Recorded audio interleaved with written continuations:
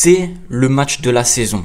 Les gars, j'espère que vous allez bien. On se retrouve aujourd'hui pour une nouvelle vidéo. Très content de vous retrouver pour cet avant-match assez spécial, assez particulier, parce que aujourd'hui, on fait un avant-match pour le Barça qui reçoit le Napoli à domicile. Certainement le match le plus difficile dans ce contexte-là en termes de pression, en termes d'atmosphère, mais aussi en termes de résultats. Bien évidemment, le Barça doit se qualifier à, j'ai pas envie de dire l'obligation, mais cette saison elle est tellement particulière sur un plan j'ai envie de dire collectif, par rapport aux blessés, par rapport à Xavi qui a annoncé son départ, par rapport aux résultats, par rapport à beaucoup de choses, que le Barça demain c'est sa dernière chance de sauver la saison. Si le Barça est éliminé de la Ligue des Champions, on n'aura plus d'objectifs, nous déjà en tant que supporters, les joueurs, la Liga va être tellement compliquée à aller chercher, on est éliminé de la coupe, des deux coupes, donc ça va être compliqué. Le seul objectif qui restera, ce sera chercher la deuxième place de la Liga, mais c'est pas l'objectif. L'objectif principal, c'est que le Barça reçoit Naples demain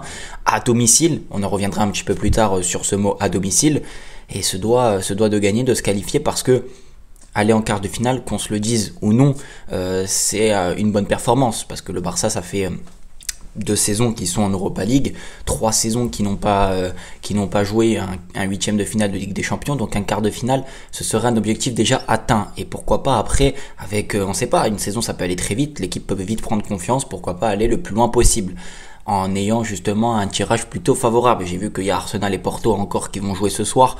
D'ailleurs, j'attends beaucoup de ce match, mais c'est pas le principal. Mais savoir, parce que Arsenal et Porto, c'est à la hauteur du Barça, même si Arsenal ça joue bien. C'est des équipes qui peuvent en tout cas tomber contre le Barça et qui peuvent être à la hauteur. Voilà, pour ce plan un peu objectif. Maintenant, comment dire, je suis perplexe, je suis inquiet, plus inquiet que le match aller, j'ai envie de dire, parce que le match aller, le Barça, j'ai pas envie de dire arriver en confiance, mais avait déjà tous ses joueurs.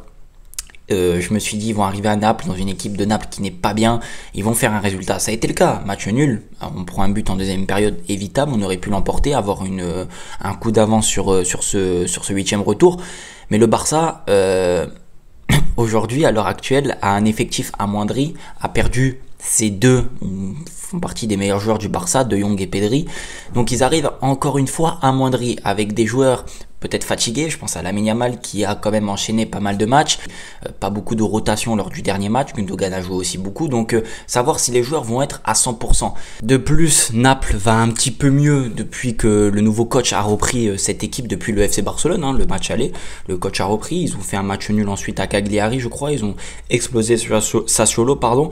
Ils ont gagné la Juventus et là ils ont fait match nul face au Torino, donc il y a quand même un peu du mieux du côté napolitain, surtout que Kvara et Osimhen sont de plus en plus décisifs, ils sont plus importants en tout cas depuis ce début de saison, donc ils vont arriver, le Napoli, avec, je suis persuadé, avec cette envie de se qualifier, c'est normal, c'est sûr, mais avec un plan de jeu bien précis. On connaît le coach napolitain, moi je l'ai beaucoup suivi quand il était avec Mauricio Sarri, donc il va arriver avec cette envie là et avec une idée de jeu, mais je reste quand même convaincu que si le Barça reste concentré, reste focus sur son objectif de se qualifier, avec l'engouement du public, parce que le stade va être plein, même si on va en revenir juste après, c'est pas vraiment à domicile, mais avec cette atmosphère là, si le Barça reste concentré, focus, les joueurs qu'il y a, ça reste quand même au-dessus du Napoli, même si c'est différent, je le sais, là c'est la Ligue des Champions, il faut se mettre dans la tête que aujourd'hui, la vraie solution et le vrai objectif là, c'est de se qualifier pour les quarts de finale. Il y a vraiment de l'opportunité d'aller même plus loin dans cette Ligue des Champions, mais malheureusement ça passe demain par une victoire importante. Donc je suis convaincu que si le Barça reste sérieux, reste focus, et que les joueurs se mettent dans la tête que c'est la Ligue des Champions, et que même s'ils vont le faire bien évidemment, mais que voilà, que le Barça est conquérant, que le Barça est positif, joue bien, fait des choses simples, je suis sûr que le Barça va gérer son match et peut se qualifier. Maintenant, à domicile, j'ai entendu beaucoup de monde dire c'est bien, on reçoit à domicile le match retour. J'ai envie de vous couper direct, désolé, mais c'est pas à domicile. Le Montjuic, c'est pas le Camp Nou, c'est pas la même atmosphère, les adversaires ne ressentent pas la même pression. C'est une atmosphère totalement différente.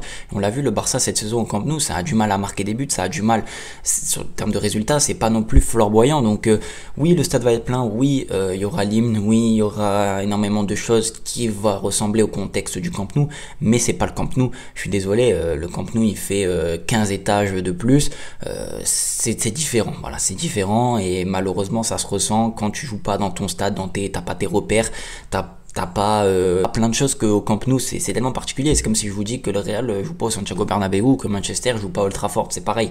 On aura beau trouver, même si c'est un très beau stade pour de renfort, on aura beau trouver tous les stades du monde, ça ne remplacera pas le Camp Nou. Maintenant, faut faire avec. Ça reste quand même un match où tes supporters vont être là. Il va falloir se mettre dans la tête que c'est un huitième de finale de retour de Ligue des Champions, qu'il va falloir tout donner, qu'importe où tu es, qu'importe où tu te situes. Voilà. Donc j'attends de ce Barça là, voilà, conquérant, positif, bonne dynamique, envie, jeu. Même si la qualif n'est pas forcément magnifique, je veux que le Barça se qualifie. Moi, je veux voir encore plus de matchs comme ça, plus d'avant-matchs, que vous vibrez, que les supporters vibrent, parce qu'on a tellement galéré, eu du mal ces dernières saisons, que voilà, ça ferait du bien. Et un quart de finale, bien évidemment, dans cette saison si compliquée, si particulière, bien évidemment qu'on prend, et à savoir contre qui on va tomber. Il peut y avoir Arsenal, il peut y avoir Porto, on ne sait pas, il peut y avoir encore des équipes voilà, à la hauteur du Barça. Et même si le Barça prend le PSG ou le Bayern Munich, il faudra jouer son match à fond, mais ça passe déjà par une qualif demain. J'espère en tout cas que le Barça fera le taf, et voilà ce que j'attends en tout cas. Pour la composition d'équipe, je sais que vous l'attendez. Ter Stegen au goal, voilà. En défense centrale, Araujo et Cubarsí. Voilà, je sais qu'il y en a qui veulent voir Inigo Martinez qui va derrière, mais pour moi c'est pas la bonne solution. Cubarsí, dans sa qualité de relance, peut faire du bien, parce que Naples, c'est une équipe qui presse, c'est une équipe qui peut être très rugueuse sur le pressing. La qualité de relance de Cubarsí, la lecture, la gestion de sa profondeur et de la profondeur défensive peut faire la différence. Donc Cubarsí avec Araujo. À gauche, Cancelo, parce qu'on n'a pas trop le choix. Baldé est toujours absent, et même à droite, Jules Koundé. Bien sûr, ces matchs sont de plus en plus plaisants, ils se projettent un petit peu plus, je le trouve serein, et surtout qu'ils continuent sur cette dynamique. Donc cette défense-là, elle joue souvent ensemble, ils ont des repères, et ça me paraît plus logique. En 6, Christensen, bien sûr, c'est le joueur qui s'est redécouvert un peu cette saison, qui donne satisfaction en attendant un vrai 6 au Barça, mais pour le moment on va pas lui en vouloir, il fait son taf. À côté, Fermin Lopez et Ilkay Gundogan, voilà, moi je veux voir ces deux-là, un 4-3-3 sans Rafinha au milieu. Je sais que Rafinha en plus il était un petit peu touché lors du dernier match, je sais pas s'il va jouer, mais Fermin Lopez qui peut mettre de la densité, qui peut mettre voilà, un peu de fou, qui peut rentrer dedans, qui n'est peut-être pas techniquement le meilleur joueur, mais qui peut en tout cas voilà, mettre cette pression et prendre le dessus sur ce milieu. Et Gundogan bien évidemment pour toute sa classe et sa clairvoyance, et on connaît la qualité et les qualités de Gundogan, et c'est dans ces genres de matchs là qu'on l'attend. Et offensivement, à gauche, Joao Félix, Lewandowski devant, et à droite, Lamine Yamal, bien sûr. Joao Félix, on va me dire oui, le dernier match, il a peut-être pas été bon, nanani, peut-être qu'on peut voir Victor Roque, je suis d'accord, mais aujourd'hui, Joao Félix est peut-être un joueur des grands matchs, et j'ai envie de lui faire confiance demain. Face au Napoli, de toute façon, il faut des joueurs de qualité, il faut des joueurs confirmés, il faut des joueurs qui sont capables de faire des différences, même sur un éclair. Vous savez, le genre de match, ça se joue sur des détails. On peut mettre l'équipe la plus correcte, cohérente, en tout cas collectivement. Il y a un joueur qui peut faire la différence. Je pense du côté napolitain, on peut pas voir Kvara tout le match, il peut se réveiller, mettre un enroulé pleine lucarne à la 89e, et c'est ce genre de joueur spécial qu'il faut et qu'on a besoin nous aussi de notre côté, et Joao Félix en fait partie.